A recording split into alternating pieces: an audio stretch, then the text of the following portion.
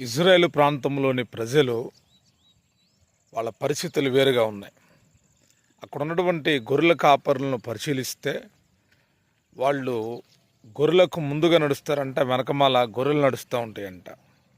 అయితే మన ఇండియా విధానాన్ని చూస్తే, మన తెలుగు ప్రాంతాలను చూస్తే గొర్రెలు ముందు వెళ్తూ ఉంటే కాపరు వెనకమాల వెళ్తూ ఉంటాడు. ఎందుకు నేను ఈ విషయాన్ని చెప్పానంటే, నేటి కాలంలో సంఘ పరిస్థితులు ఈ రీతిగా మారిపోయినాయి. గొర్రెల వెంట కాపరు ఉంటున్నాడు కానీ కాపరు వెంట గొర్రెలు ఉండలేదు. విశ్వాసులు సేవకుని వెంట ఉండాల్సిన పరిస్థితులు ఉంటే ఇప్పుడు పరిస్థితులు ఎలాగున్నాయంటే సేవకుడే విశ్వాసులతో ఉండాల్సిన పరిస్థితులు ఉన్నాయి, మారిపోయినాయి. సేవకుడినే నడిపిస్తున్నారు విశ్వాసులు సేవకు నడిపించడం కాదు. ఏంటో కాలం మారిపోతుంది. జాగ్రత్తగా ఉండండి. మీరు కాపర్ను వెంబడించే వాళ్ళు మిమ్మల్ని కాపరు వెంబడి